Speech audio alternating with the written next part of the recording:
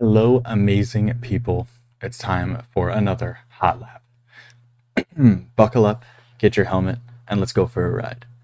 This week, we're going to dive into the worlds of WEC, Formula One, and NASCAR as we break down week one for both Formula One and the World Endurance Championship, as well as the NASCAR race that took place in Georgia. Without further ado, welcome back. Let's get right into it.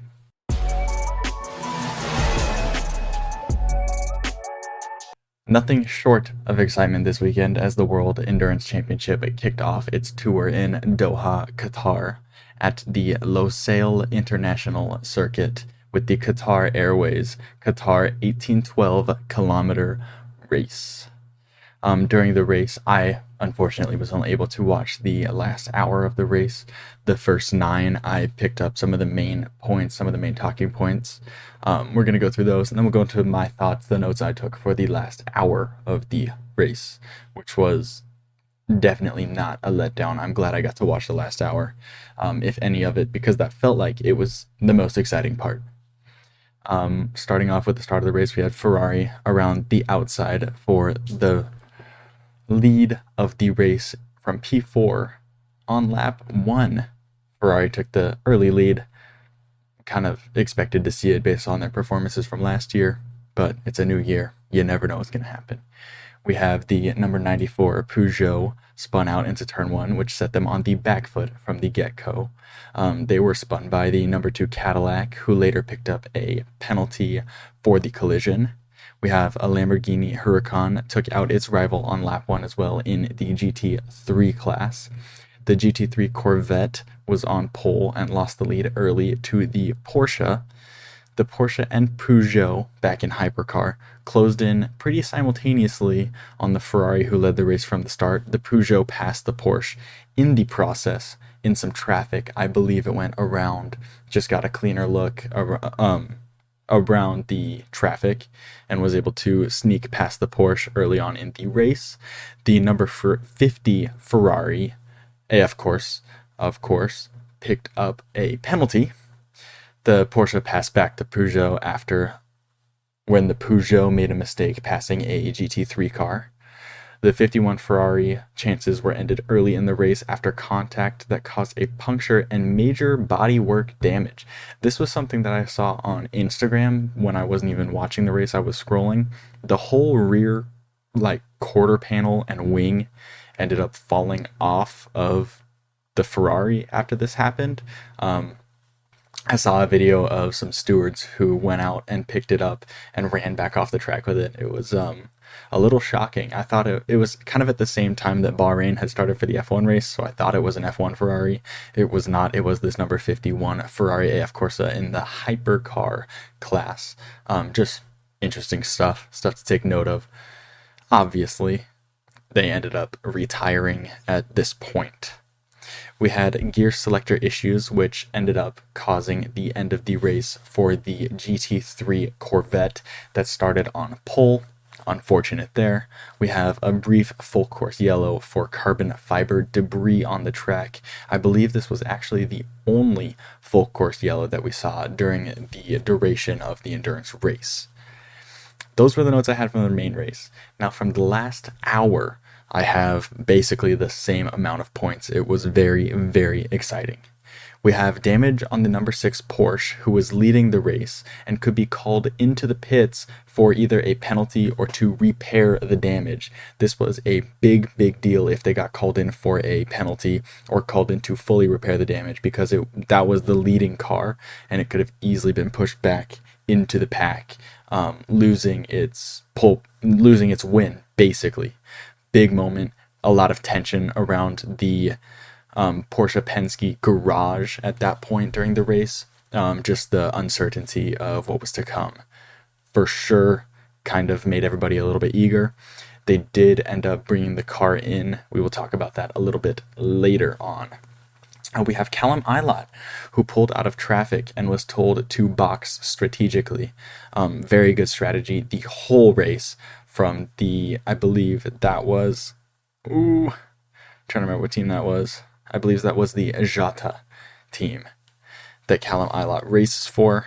Again, just good strategy from the team all around. Boxed him, got him out of the way, got him some fresh tires at that point. Car 78 had some engine issues that led to a DNF. The number 6 Porsche did not have to replace the number plate lights. This was because Qatar was not classified as a night race because there were floodlights.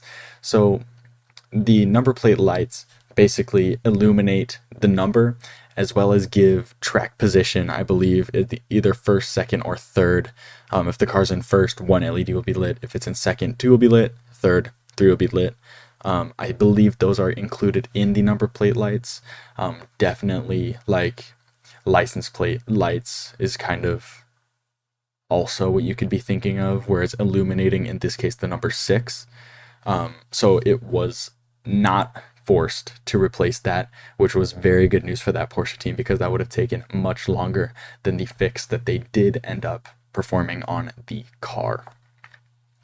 Peugeot ended up having a 5-second faster stop than the Callum Ilott Jota car. This was good for Peugeot because they were in second at the time, and it allowed them to keep that lead as they were nervous about that Jota car getting closer throughout the race. Porsche Penske had 2 hypercars leading in first and second going into the last 30 minutes of the race.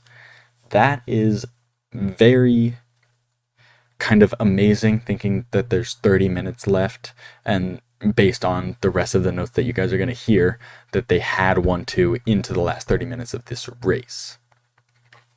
The Pure Racing Porsche was also leading GT3 by 10.3 seconds at this point in the race, being chased down by 2 Aston Martins, which rounded out the top 3 for them. Hopefully that wasn't too loud for you guys. I just got a notification on my desktop. We will see. All right, we have the number 5 Porsche to box from second with 13 laps to go. This put them, they ended up coming out of the pits in 4th place. I believe it was 4th, behind the Jota. Yeah, it was. The repair to the number 6 Porsche, they ended up getting a new sticker with the number 6 on it and putting the sticker on the driver's side of the car on existing bodywork rather than putting it where the number 6 originally was, because that part was missing after its collision with the GT3 Lexus. After that collision with the Lexus, it was like a little tap. The hypercar tried to go down the inside. The Lexus turned in on him. The Lexus ended up shooting off into the gravel trap. And the damage, obviously, to the number 6 car was not fixed by the end of the race, but the number plate was replaced. A sticker was placed onto a different part of the car, still on the driver's side, so that both sides had their number plates. The last 5 laps, there was 5 seconds from the Peugeot in second to the Porsche Penske in 4th. Of course, the Jota being that 3rd car, that 3rd place slot. The battle for 3rd was between Jota and Penske. At this point in the race, the Peugeot was a little bit farther ahead. Not too far, I think only about 3 seconds ahead when I took these notes. But the Jota and the Penske were about 1 second apart and getting closer as they ran through different types of traffic. There was poor passing from the Peugeot at this point, going through that traffic, that led the battle for 2nd to become possible with 2 laps to go. The Penske Porsche runs onto the marbles when it was trying to go around the Jota. This was the Porsche Penske in 4th, trying to overtake for 3rd place, and it fell back from a super close bumper-to-bumper battle to being a little bit too far away for it to make a move later on in the race. So that was the end of the possible 1-2 for Porsche Penske at that point when we saw that happen. The real drama came at the start of the second to last lap, the penultimate lap. The Peugeot shut down. The Peugeot ended up like going into anti-stall. They lost power. This threw them way down the order. Well, not way down. They lost their 2 places. They went off the podium into 4th. The driver was able to start the car back up, and they did finish in 4th place, but he went backwards. Actually, Never mind. My notes here are telling me that he loses the podium and ended up DNFing. I know he came over the radio at one point saying he got power back, must have lost it again. That was with 2 laps to go, and actually allowed for a full Porsche podium, of course being Porsche Penske in first, the Jota coming in second, and the other Porsche Penske coming in third. There was a very dominant performance by Porsche in the hypercar class. We're never let down by the GT3 cars, where Team Manthe Pure RX won, running a Porsche as well. Let me look here so we can get our top 10.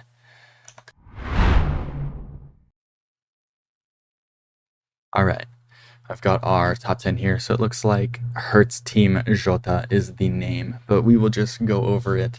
I don't think I'm going to speed through it. I'm just going to read team names, of course, because reading off all of these drivers would literally be 30 drivers who finished in the top 10, basically. We got Penske, Jota, Penske, Cadillac, of course, Toyota, Peugeot, Ferrari, Alpine, Toyota, Proton, and BMW. I lied. That BMW came in 11th. So going over the top 10 again, we got Penske, Jota, Penske, Cadillac, of course, Toyota, Peugeot, Ferrari, Alpine, Toyota, and Proton. That was the top 10 for the hypercar class in the World Endurance Championship. We are now going to go ahead and move on into Formula One. Before we get into the race, let's take a look at the investigation happening at Red Bull with our friend Mr. Christian Horner. As you may or may not know, Red Bull Racing and Ford have been looking to combine forces for 2026. However, these allegations against Horner may put that partnership into jeopardy. According to the Associated Press, Ford CEO Jim Farley has written to Red Bull making it clear that the brand is not happy with the lack of progression over a matter that it thinks needs to be taken very seriously. Ford is also upset about the lack of transparency that has been happening surrounding the case. I think it goes without saying that the importance of having the trust with those who support you, and especially your business partners, is very, very high. Red Bull aren't doing themselves any favors by leaving the case open as long as they have been doing. However, ladies and gentlemen, there has been a decision made and conclusions drawn upon the case as far as unofficial news goes. Semi-official news, basically.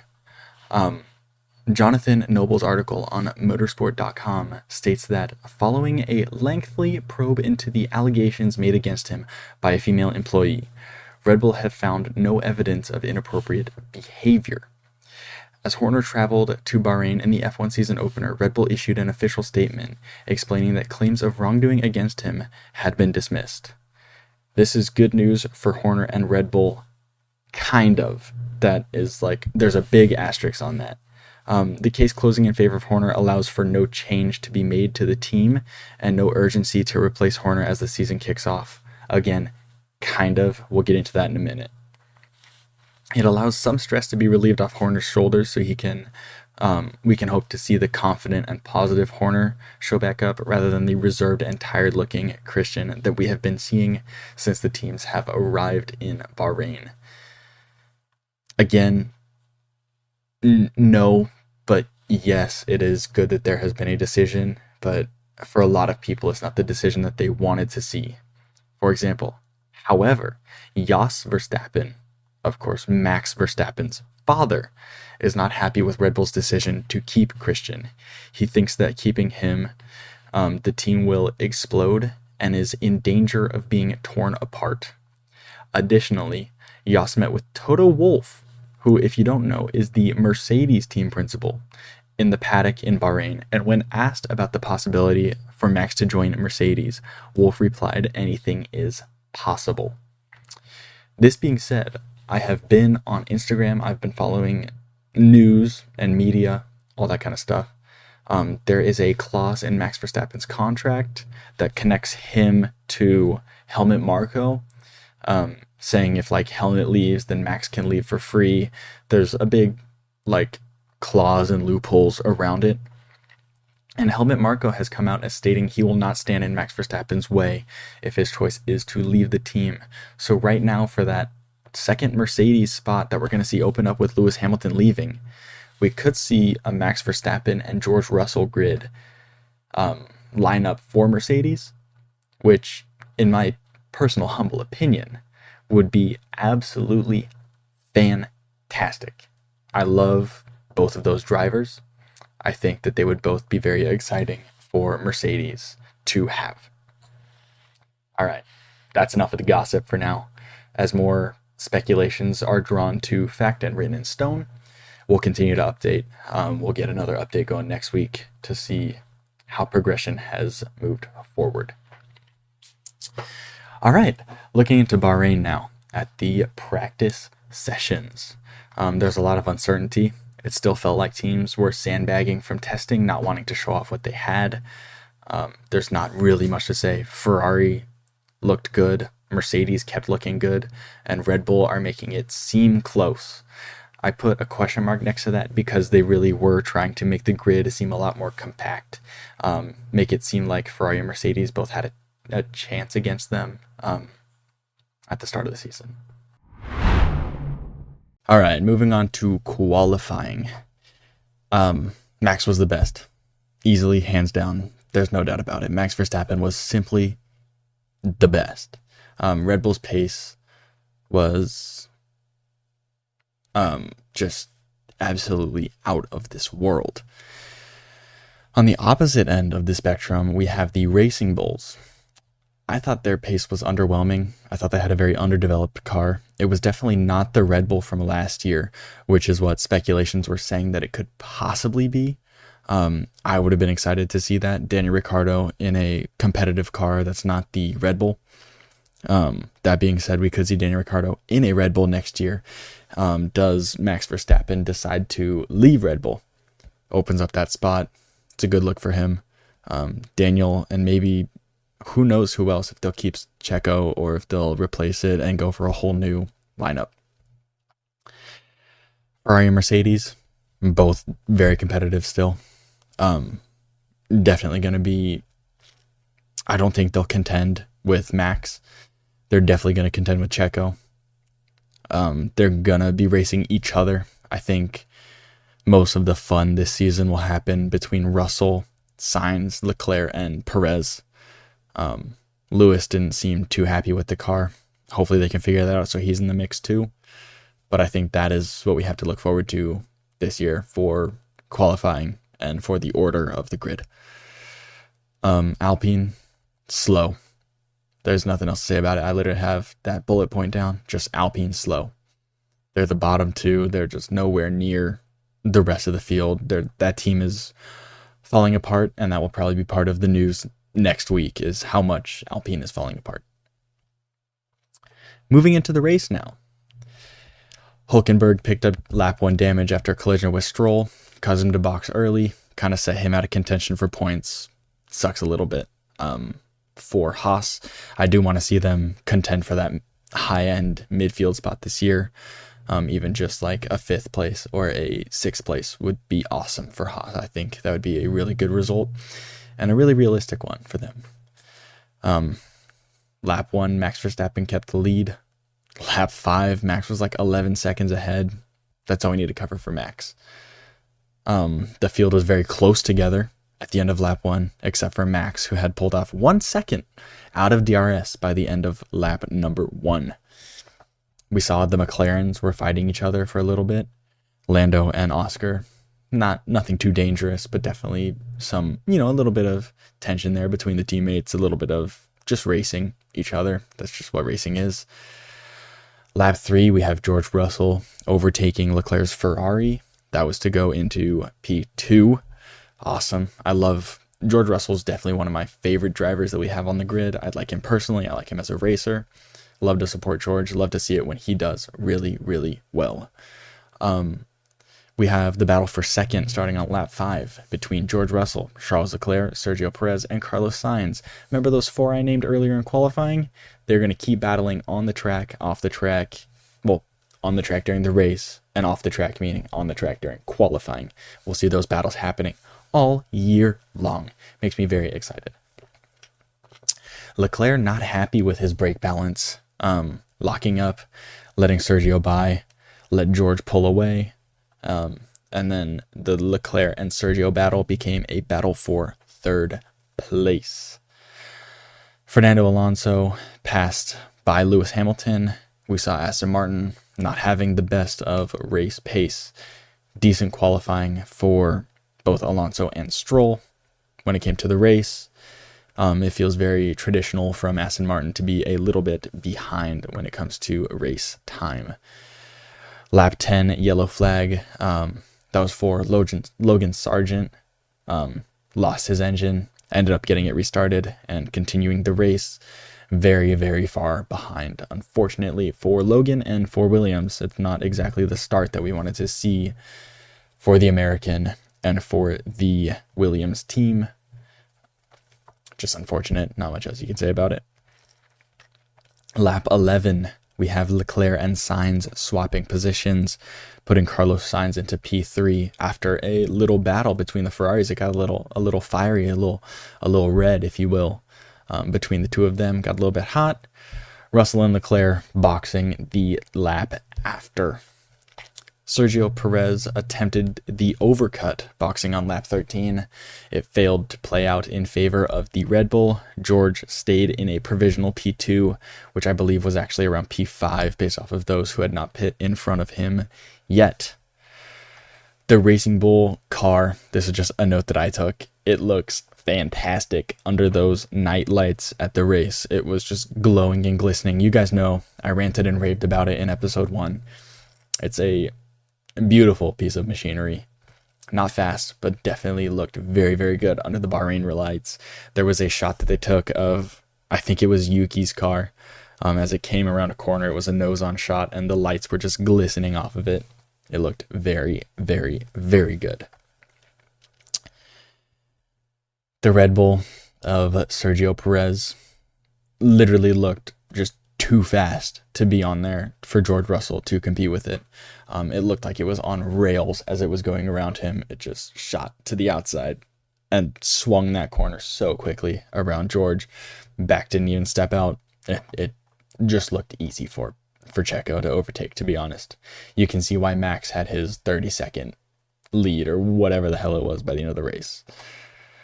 The Ferraris again battled on lap 17 after the pit stops had taken place. It put Carlos Sainz again just behind Leclerc, and that battle swapped them again. Leclerc overtook by Carlos Sainz.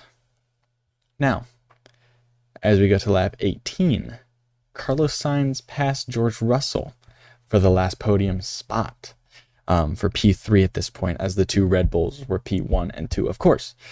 That battle was fun to watch. Carlos Sainz is looking very strong this year.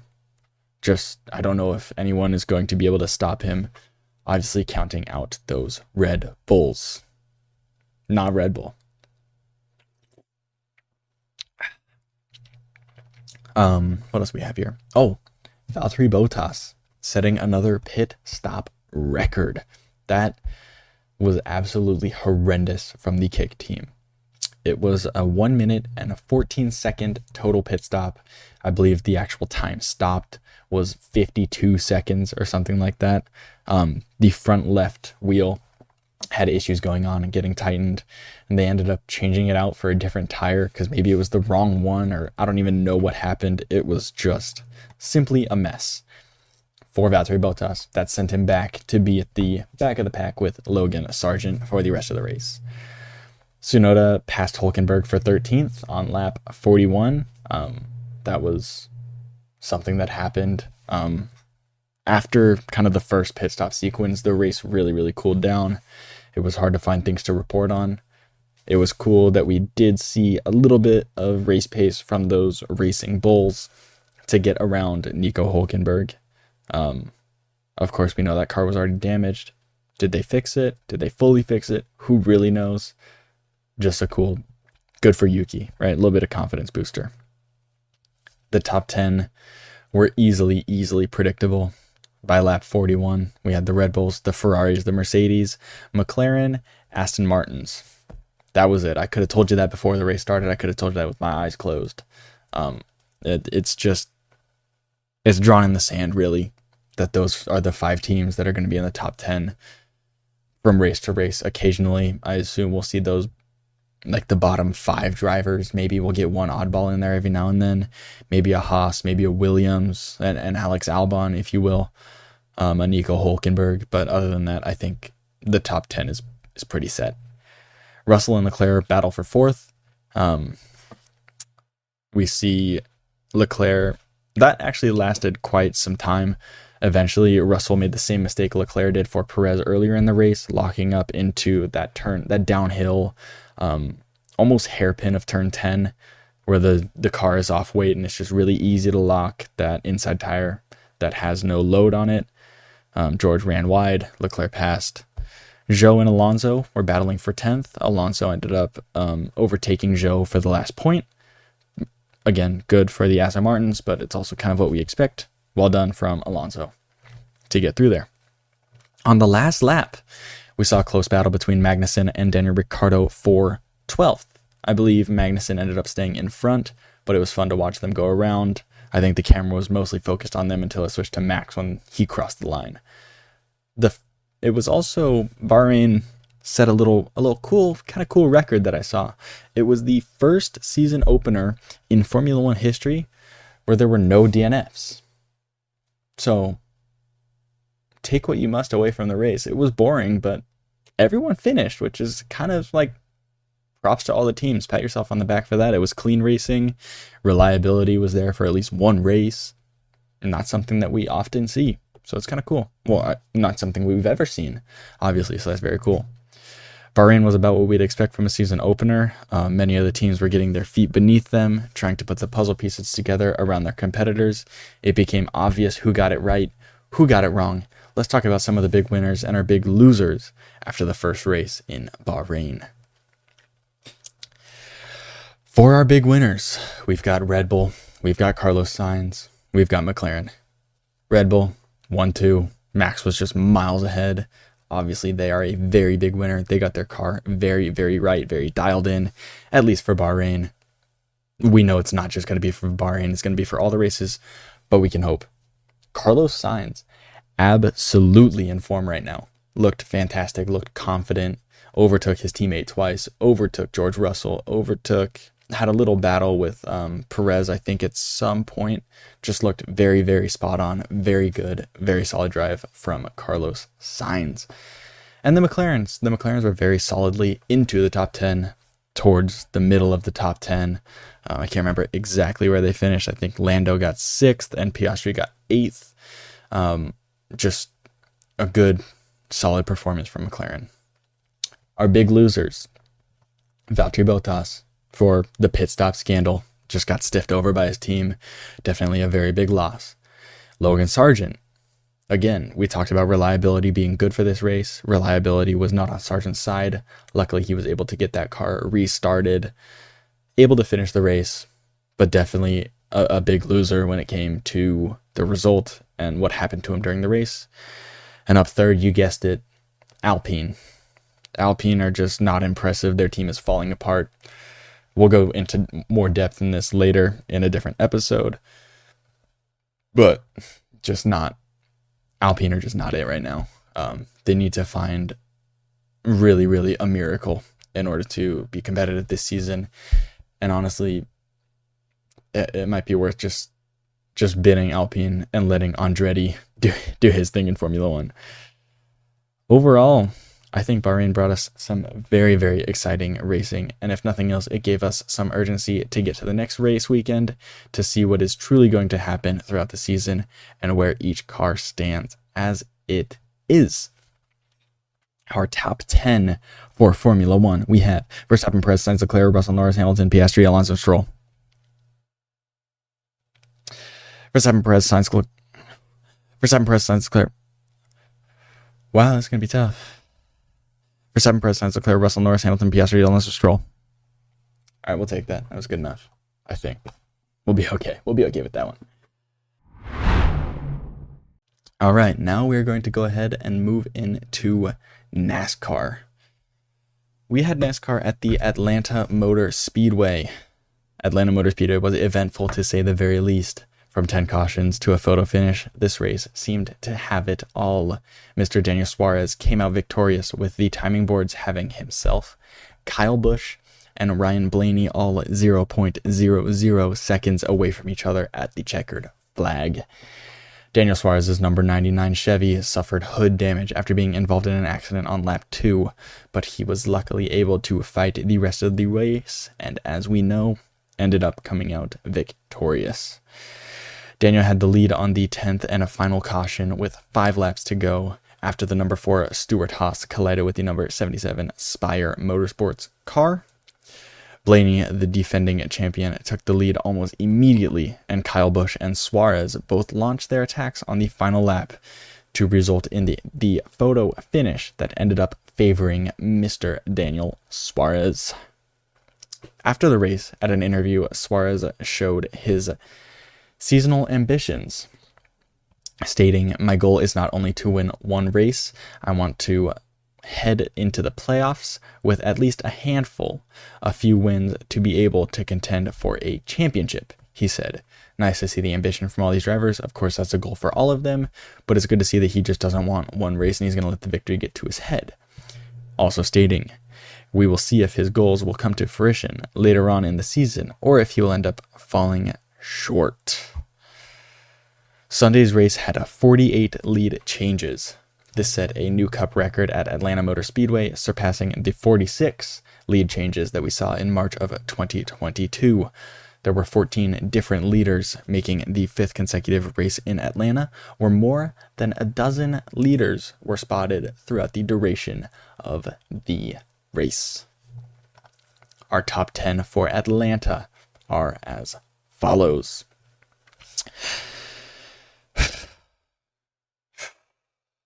Suarez, Blaney, Busch, Cedric Wallace, Stenhouse Jr., Chastain, McDowell, Buschard, Gibbs. Oh, I slaughtered it right at the end. Suarez, Blaney, Busch, Cedric, Cindrich. Suarez, Blaney, Busch, Cindrich, Wallace, Stenhouse Jr., Chastain, McDowell, Buschard, Gibbs. See, it's a bummer because I don't really know these drivers, so it's hard for me to get them all out. Hold on. We'll get this. I promise. Suarez, Blaney, Busch, Cindrich. Suarez, Blaney, Busch, Cindrich, Wallhouse. Suarez, Blaney, Busch, Cindrich, Wallhouse Jr. Suarez, Blaney, Busch, Cindrich, Wallace. This is the most trouble I've ever had with one of these. Suarez, Blaney, Busch, Cindrich, Wallace. Suarez, Blaney, Busch, Cindrich, Wallace. Suarez, Blaney, Busch, Cedric, Wallace, Stenhouse Jr., Chastain, McDowell, Buschard, Gibbs. Suarez, Blaney, Busch, Cedric, Wallace, Stenhouse Jr., Chastain, McDowell, Buschard, Gibbs. Good God, this is rough. Hold on. Suarez, Blaney, Busch, Cedric, Wallace, Stenhouse Jr., Chastain, McDowell, Buschard, Gibbs. I'm about to give up. Hold on. I'm going to give this two more chances, and then we're done for. We're calling it the episode. I'll see you guys next week. Suarez, Blaney, Busch, Cedric, Wallace, Stenhouse Jr., Chastain, McDowell, Buschard, Gibbs. All right, we'll call that good enough. Thank you guys for coming back. If you're new here, subscribe, like. Don't forget to leave a like, subscribe. Feel free to follow me on my socials, linked below. Come back next week as we go over race results and key moments in the motorsports world. Until next time, don't forget to brake late and accelerate early. Let me look up our races, the next races that we got coming. In Formula One, we have the Saudi Arabian GP being held on March 7th through the 9th. So, this weekend. We will be going over that next Tuesday when I see you guys. In WEC, we may have a little bit of a break. We absolutely have a break in WEC. We will see them in Imola April 21st. So, quite the break from WEC. Probably won't have a segment next week. We will be replacing it with something other than that. We'll see WEC come back around a week before April 21st probably, so we can talk pre-race, and then we'll go over the race afterwards and keep moving on from there. We got Spa in May after that. Fun stuff to look forward to. In NASCAR, we have dun dun dun dun Las Vegas, which actually took place today when I'm recording this on March 3rd. So I will be going and doing some research on that. Looks like we may also be having the Phoenix race included in next episode. Probably not, it'll probably be the week after, but definitely Las Vegas to look forward to. So with that said, thanks for coming. Don't forget to brake late and accelerate early. We'll see you guys next week.